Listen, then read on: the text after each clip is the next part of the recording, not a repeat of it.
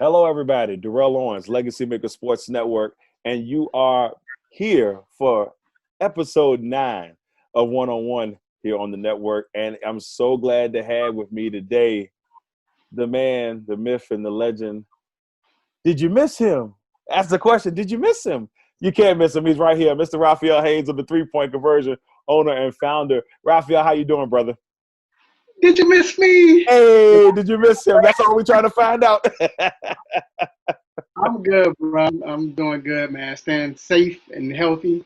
Trying to stay busy. But I have my children, so around the house all day.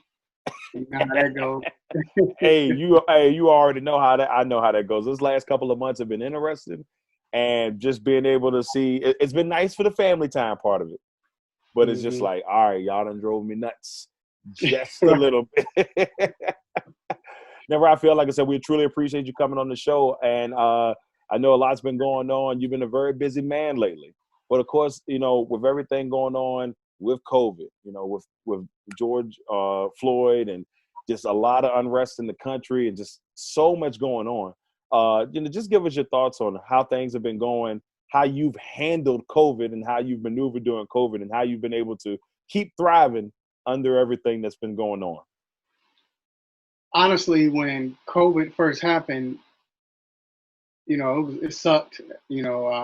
Luckily, I didn't know anybody personally that had it, or nobody close to me that suffered, through it or had to deal with it. But yet, still, honestly, like I said, that part sucked.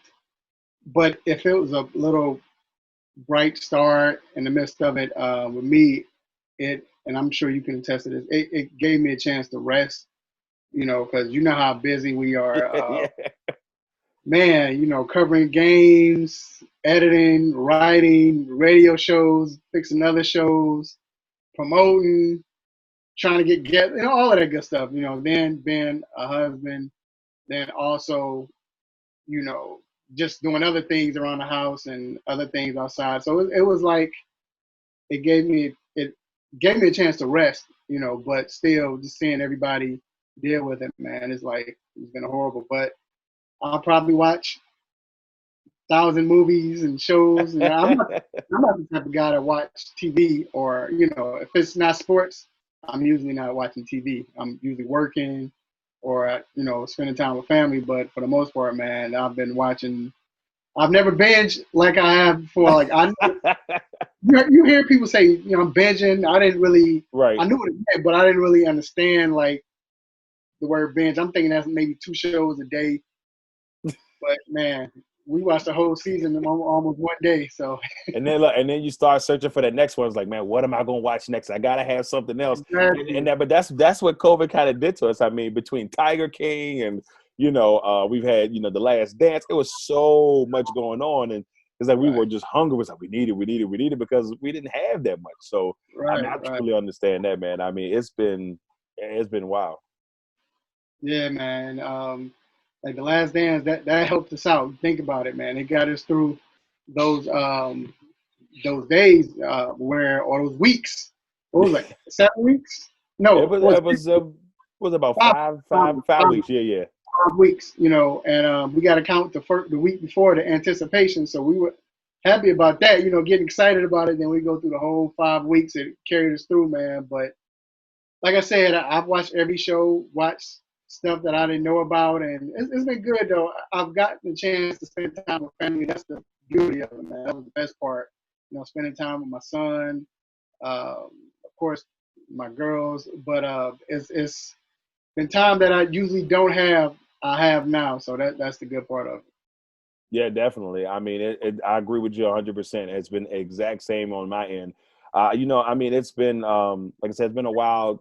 It's been a wild couple of months, and with everything that's happened with George Floyd and everything like that. Did you have any thoughts or anything on there? Just you know, the dynamic for us, as black men, has that changed anything for you, or like just the whole situation? What has been your thoughts during this whole time? Because I know for me, and we've had chances to talk outside. It's been a rough time to be us right now. Yeah, the funny thing is, and it's kind of messed up. But you we go through this. We hear about this. It's been Right. like this years, since I was little, hearing things like this, police brutality. I'm coming up in Chicago. We heard all the times. I mean, it was times where they would take if they knew you were in the gang, what they would do is they would take you, and instead of beating you up, they might rough you up a little bit. They'd drop you off on the other side, your Oh. rival gang, and let them deal with you. That's how bad it was. And Ooh. so dealing with it, you hear it all the time. And even with Trayvon Martin, my heart goes out to all of them. And, all of them. I can't name all of them. We don't have the time. But, Right. so many. But I remember you hearing this like, man, that's messed up. But for some reason, this one just hit home. I don't know why. It really hit home. You see it's done for the rest of the country, Right. but definitely it hit home, and it's sad, it's horrible. I educate my children on it. It was sad. My daughter, she saw it. She's 9, and when she saw it, she's like, "Dad, that spooked me out." But I had to talk to her about it. This is what Right. goes on. I just had my son. Was talking to my son maybe like 3 months ago about this. He did something he wasn't supposed to do, and I'm just like, look, you might think punishment is bad over here, but it's nothing when you get out on the streets and that police get to you and he don't care about you. Like Right. this is nothing with because you can't use your phone or whatever. That's nothing. But and I said when the police got you and he whooping you up and beating you down and man for no reason and you might it might even kill you. That's how it is. And then all of a sudden this comes up and I'm able to like look at this and I showed him and we looking at it. I'm talking to him. This is what I'm telling you. You got to stand up straight as a black man. You just can't be excellent. You have to be You 10 got to, times you got to take it to another level. right. Right. Just to compete with them. You know what I'm saying? Just to be on that level where okay, you getting a fair look, and it's being real. So dealing with all of that, and it changed my approach on how I'm handling my company and everything. Like I've Right. been more outspoken than ever. I call myself outspoken. You know how it is. We have to worry about our company and worry about Right. our brand and not tarnish the brand. But I've been very vocal. I've had a couple of shows, had some guests, and we've been talking about it. And I felt like if I have this platform, it's my duty and my job to go ahead and make people aware, help people, educate people, um, get educated. You know what I'm saying? Right.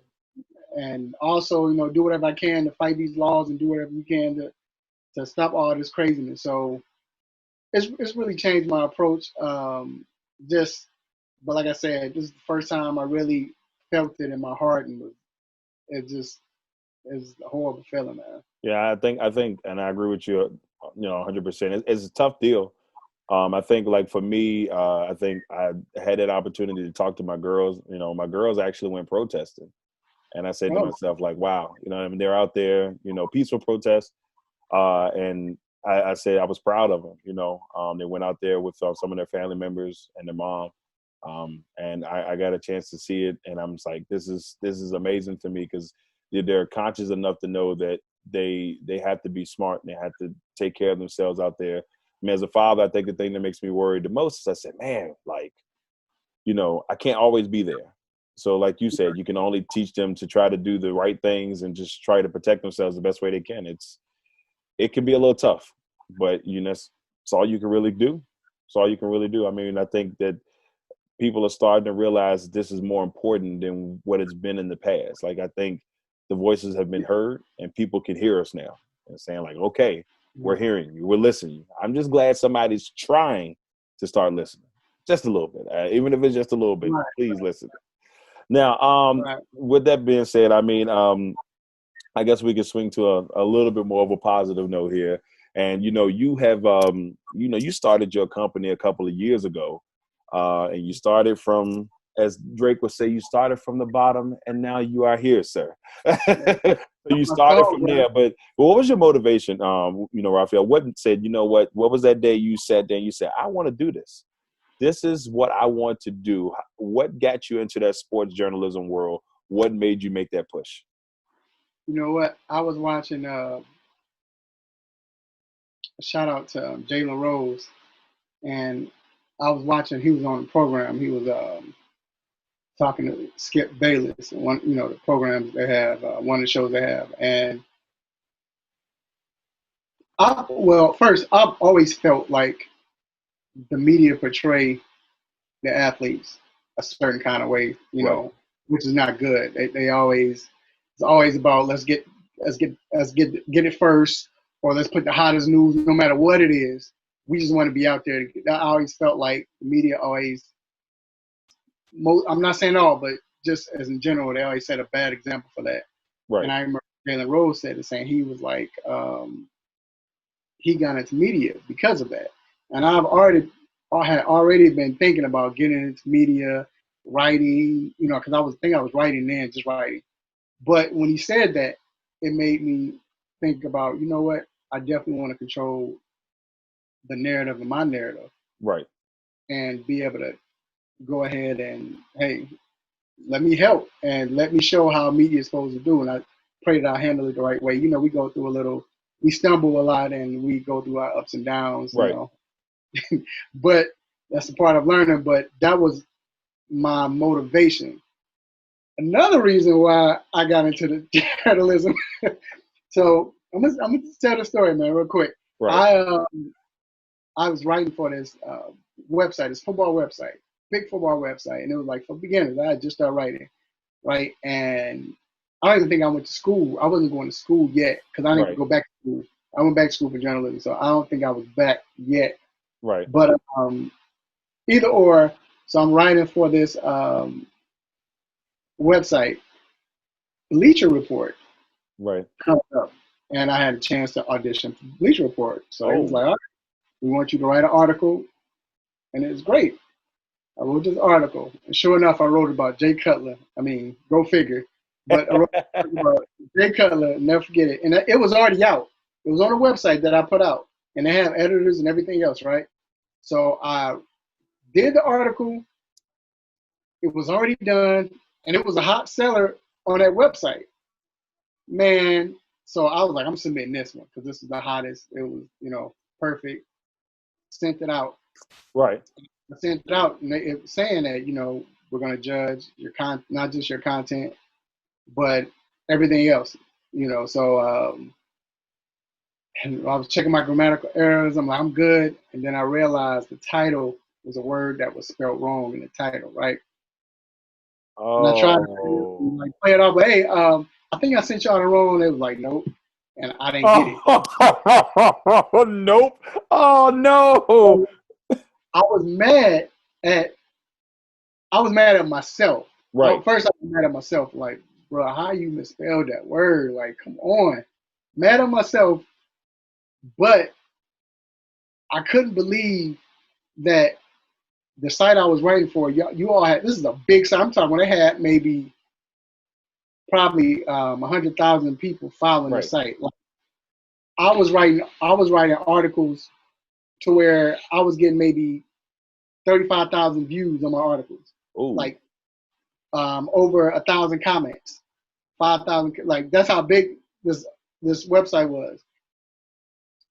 Y'all edit. We sent it out. Y'all said, okay, give us 2 days to edit this article. Y'all edit this article supposedly. That's what you said you was going to do. And you didn't catch that mistake.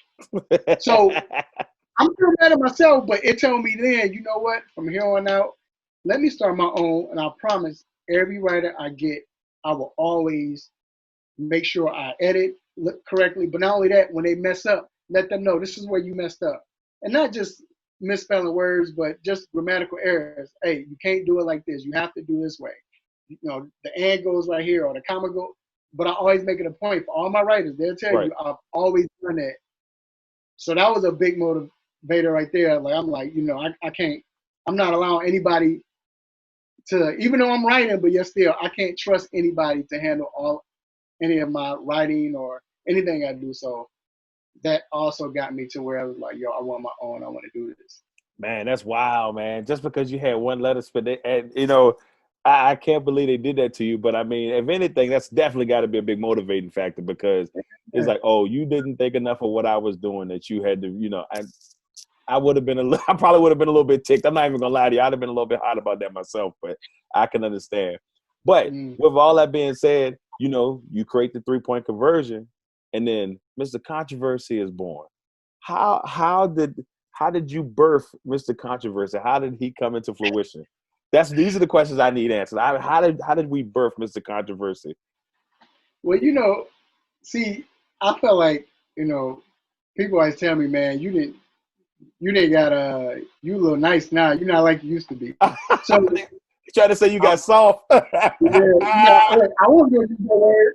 Hey, I wasn't gonna say that. But no, man, they were like, so I used, I'm the type that every time if I debate or if I'm arguing a point, whatever it is, I'm like very analytical. I'm not, right. And I'm not looking at, like I always call it, I'm not going to mention the obvious. Everybody goes with the obvious. It's not me. I'm gonna go deeper. I'm gonna say the thing that you don't want to say. I'll say what these other media companies won't say at the time, or just anybody for that matter. Right. And even when I was writing back then, before I did my own, that's when the name birthed. They were, man, you so controversial. They kept saying that. I was doing my top 10s and all. Man, you so controversial. The way you say this, Mr. Controversy. Look at that.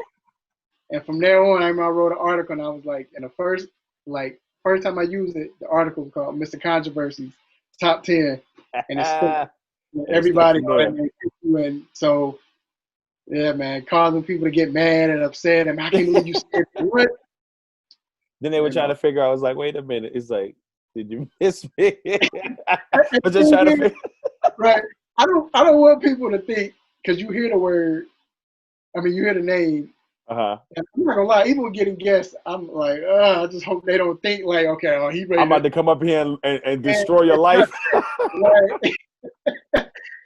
It's not that. I'm not that guy. It doesn't stand for that. It's just the fact that when we're talking about sports, I'm going to create controversy and tell the truth, and that's just what it is. I always say I'm gonna tell the truth and shame the devil. So I have a tendency of, when we're debating about sports, maybe rubbing some feathers because they don't like to hear the truth. So that's just what I am, man. Hey, ain't nothing wrong with that. I mean, you look, all the hard work and determination that you have, put together in these last couple of years. And even when we met, I told you, I said, I saw you from afar and I said, this guy's got the talent. I mean, you could see it. You can see it. You knew that this guy's got a good head on his shoulders. He knows his stuff and he's not just playing around. So I knew from the beginning, I said, this guy right here, he's got something going on. Something special. Now, there's one thing about this guy that I can say that I really don't like, and that's kind of me saying out loud because I got the man right here in front of me, but he already noticed where this is going, and we know that you're a diehard Chicago Bears fan. We all know that, but we all know that it's about the team right here. Right here. Wait a minute. Wrong side. It's about the green and gold, baby. Go Pack, go. And I got to ask you this. I mean, you probably had so many moments over the years of Packers, Bears, Packers, Bears, Packers, Bears. But for you, how much does this rivalry mean to you? I mean, even as a fan, as a journalist, just what does this rivalry mean to you? Man, first of all, I hate the Packers. I know my mother told me never to hate and all that, and the old folks used to say in church, you might go to hell. And well. I hate the jokers, but it's a rivalry. It's one of those rivalries like when the Packers have a bad season, it's great. But honestly, I hate y'all so much that the hate turns into, I hope y'all just decent enough just so I can hate y'all. Like if we just like y'all kept losing, but I mean, it's like the Vikings right now, whatever, But with the Bears, right? But with the Packers, man, I love to hate y'all. I love to hate like it's horrible when, especially with the Bears. And I'll admit this now. We went through some years where we couldn't beat y'all at all. So, and we went through some struggling years. So if we went in the playoffs. The best part of the playoffs, not being in the playoffs, is watching the Packers lose. Oh, That was our, come on, man. Oh, that's hard to hear. that was our Super Bowl, but it's a rivalry that you look forward to. It's exciting to watch. And it's funny because even except for those years when Brett Favre, y'all was killing us. But then like later on, we started competing with the Rodgers years. We competed with y'all. We would go. It would always be a tough game. It's been some tight ones. That's that rivalry. It's that respect. It's that like I said, it's that love to hate, man. And I actually had a chance to go to a game at Soldier Field. I hate Rodgers, but that dude, I hate Rodgers, but man, it's wild because like, all right, so for me, I guess it's the kind of reverse. Because I've always had this thing where the Minnesota Vikings and me, it's something about the Minnesota Vikings. I could just I always said in the division, I was like, Minnesota, I hated them. Chicago, I respected them because the rivalry was so deep and so long. I was like, it was such a long historical rivalry. And for me, it was just like, if I respect anybody, it's with the Bears. I still hate them, but I respected them more than anything. And Detroit, they just didn't matter. Detroit just didn't matter. I mean, they're just there just because. When Tampa Bay was in the division, I cared a little bit more about Tampa Bay because it was the Battle of the Bays. But Detroit, they're just there just to fill up space. I mean, I don't – Detroit's Detroit. But, with this rivalry, man, it's always fun because you look at how the battles over the years. And if you look at the record, what is it, 99, 96, and 6? Like that. Yeah, I mean, it's only a couple of games apart. That's a rivalry. It's like Duke and North Carolina. They're neck and neck when it comes to everything in the last, 50 years or something like that. And it's the same way. So to me, it's the best rivalry in football. But, that's all good. They can say whatever they want, but that's the best rivalry in football. I think right now, like at one point, the Baltimore Ravens and the Pittsburgh Steelers, that rivalry was crazy. Every game came to the last minute, second, whatever, right? Last drive. But the difference was between their rivalry and our rivalry, like you said, it's respect behind it also. Right. Just we know what it is. Like, I don't know about other teams. I can't say because I'm not a fan of Baltimore or Pittsburgh, whoever else, but it's nothing like Packer week. Right. After that games, that Monday is Packer week. We about to play Packer. So, I'm getting ready. I'm my wife wondering what's going on with you. Why you acting so, calm down. I'm just real, just aggressive and because I'm upset. I'm big boy, man. I already can't wait. Heart beating fast before the game, like. But it's the love for it, man. And the weird thing is, I have so many friends that are Packers fans, like. But that's the beauty of it, watching the games in the house and everything. And yeah, man, it's like I said, I hate the Packers, but it's a rivalry that I'm glad I'm a part of. I think we can agree to disagree that that our teams I guess we support our teams hard, and I'll never root for the Bears. I mean, maybe. I mean, you'll never root for the Packers, I don't think. I just think that's the way it is. I mean, it's a respect, but hey, you got to have that hate in there somewhere, just a little bit. Can I ask you a question? Yeah. Could you see yourself covering the Bears game? I mean, not the Bears game, covering the Bears. I know you cover the Bears game, but covering the Bears? Like all the time? Boy. I mean, if I had to, I mean, no, if I had to do it, I think I could do it. I mean, I think, I've had a chance to cover both the Packers, actually everybody in the division. at least once. I got a chance to at least cover one game of everybody in the division once.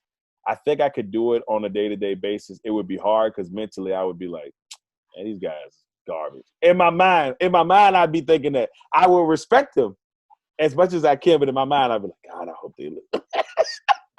So you remember I was just telling y'all that if like the reason why I came into media is to be, professional. Right. You know, that's I'm gonna always be like that.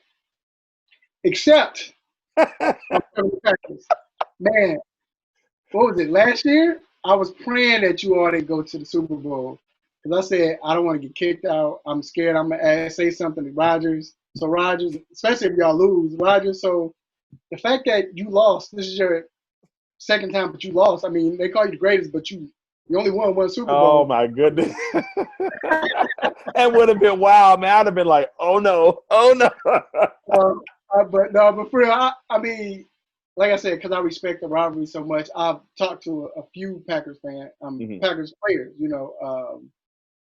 Robinson. What's his first name? David Robinson. First black linebacker. Yeah, David Robinson. Yeah, Robinson. I've talked to was it Zadarius? Zadarius. Yeah. James Jones, and every one of them, I told them I hate y'all. I hate the Packers, and they laugh and all. They respect it, and they've been.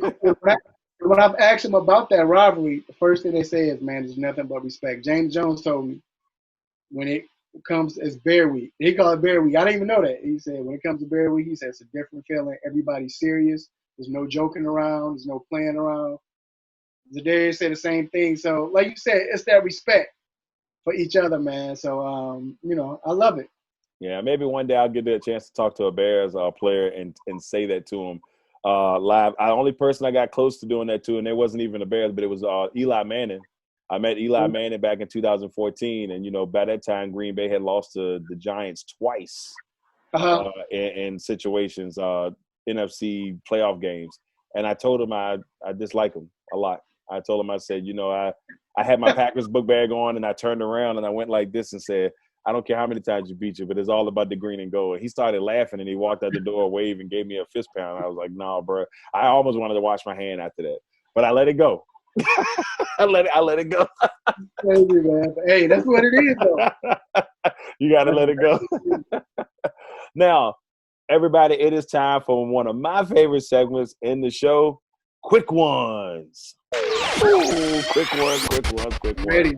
Yes, I hope. Look now. I hope I've been able to. Catch people with the gaze in the air. Whenever they had the gaze in the air to think about it, everybody said, "Well, I'm good, man. I got it." Let's see if we can catch you with the gaze in the air, or you. Like, real, because that's me. Like, you ask me just a regular question. You eat. Man, I gotta look at everything. So. All right, so here we go. First one on Quick Ones. Your favorite sports moment was Michael Jordan hitting Game 6 in the 1998 Finals, man. That was, as far as you mean watching, right? Or just in general. I mean, whatever. Just your favorite sports moment. That's my famous and favorite moment right there. Never forget it. Okay, all right, good start. What about your worst sports moment? So, believe it or not, this is the first time I really questioned God. Oh no! Oh no! Bears is playing the Denver Broncos. I'm sorry, I'm just making real quick.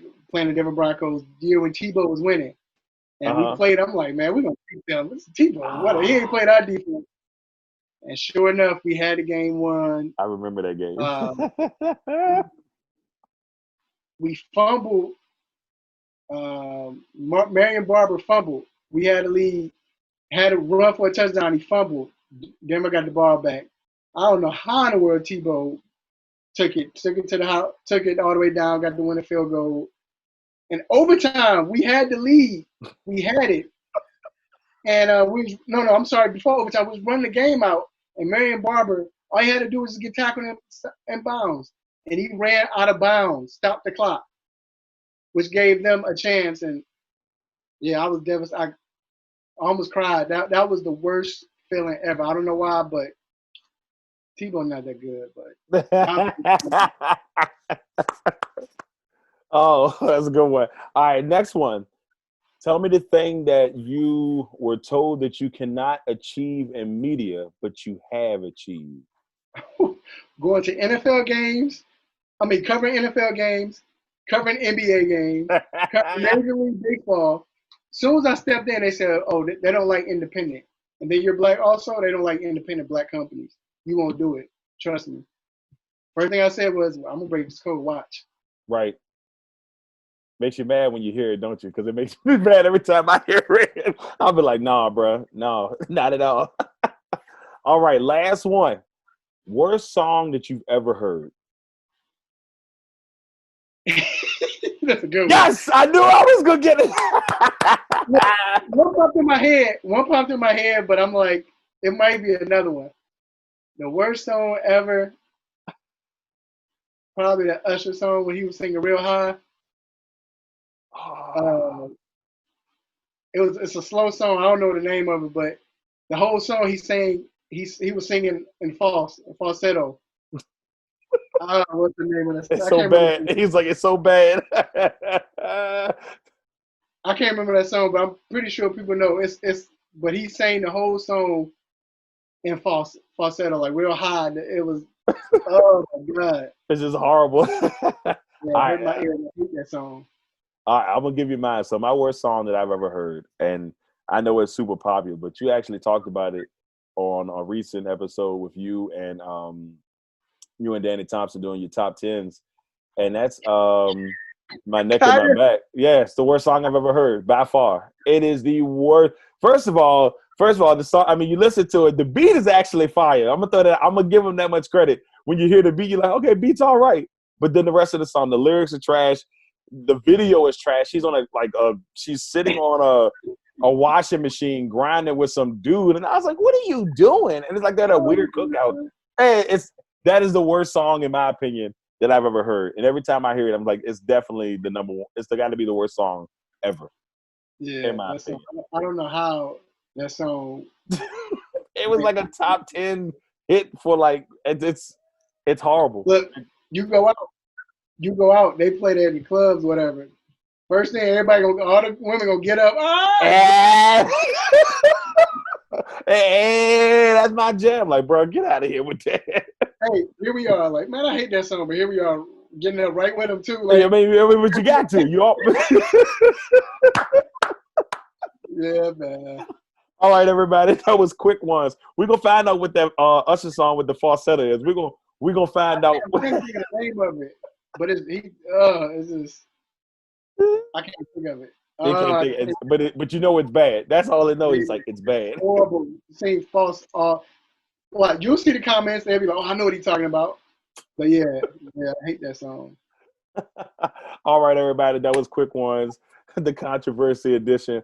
And Raphael, once again, man, I truly appreciate you coming on, man. It has been a lot of fun, very insightful interview to be able to get inside of the mind of one of the guys who has truly started there from the bottom and of just continuing to climb to the top. So once again, truly appreciate you coming on.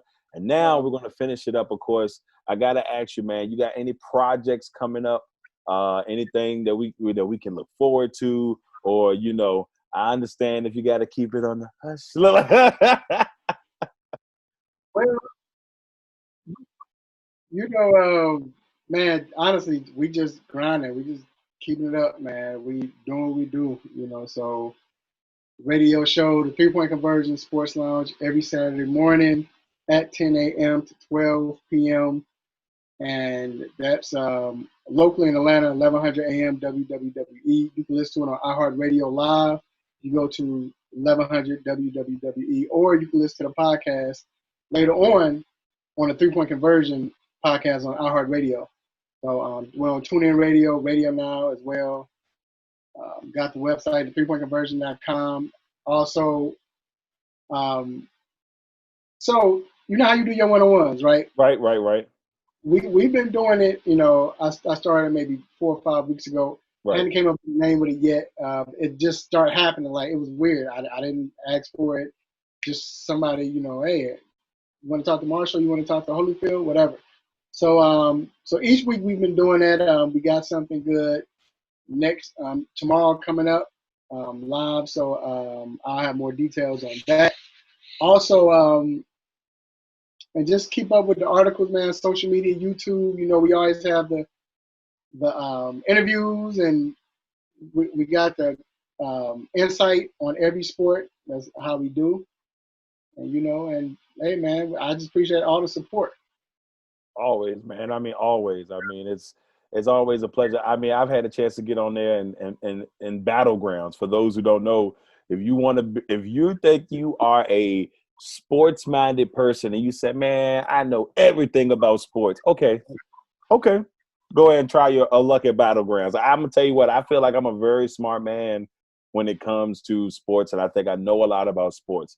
But I promise you, you'll be stumped at least once. I don't care how good you are. So my man Raphael is going to make sure that you get stumped just at least one time.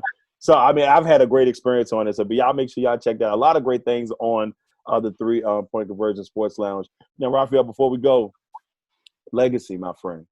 You know, when it's all said and done, and you slide the mic to the side, and the 3-point jersey, the 3-point conversion jersey goes into the Raptors. What is going to be the legacy of Raphael Haynes in the 3-point conversion? What type of legacy do you want to leave, my friend? Well, just for the 3-point conversion, just a company that did it the right way. You know, we help people, and I'm talking about as far as getting them on the jobs or help them along their way. Right. But they respect us because we did it the right way. We were professional. We didn't come cocky. We did it, and we really do this for the people. We do this for y'all. Like I said, I'm a sports fan myself, you know, and always will be a sports fan. So I know what I want in the sports media company. So I just want everybody to know, hey, when I think of the 3-point conversion, man, just they just I respect them. Just respect. We only give us respect, and they know that we want to do it the right way, and we've done it the right way. As for Raphael, just a person where you know you're gonna get the truth, genuine, but most of all, you know, everything I do is I'm dedicated. You know what I'm saying? I do it with dedication and do it with heart. So that's what I want. You don't have to like me. You don't have to think my work is great. But as long as you say, man, when he put his mind to it, whatever he put on it, he put his hand on it. It was that he was always dedicated, and he did it with heart. And that's what I want people to remember my legacy as, or know my legacy as. Ladies and gentlemen. Oh, and also one more part to know that you know, me and Darrell are cool, even though we hate each other's team. I think that's part of. I mean, we can still be cordial. We Right. still can be cordial, even though we hate each other's teams. Like that. I like the guy. He's a pretty good guy, you know. Like, Bad choice of team. Look, bad choice of team. Phenomenal guy. That's all I'm saying. don't they know I'm a Bears fan? That's it too. That's the other part. Yeah. I want my casket. My wife asked me, "What do you want on your casket?" Like I don't. I'm the type. I don't care.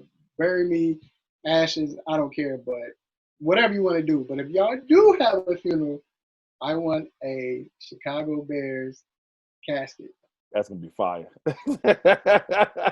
I thought about the same thing. I was like, I've always been a green and gold guy. You know, my hometown team colors are green and gold in Amelia County. And I was like, dang, green and gold is everything to me. I wear green and gold even when it look tacky, but I still rocking green and gold in some way and somehow. Ladies and gentlemen, I want to thank Raphael Haynes for coming on here, the 3-point conversion.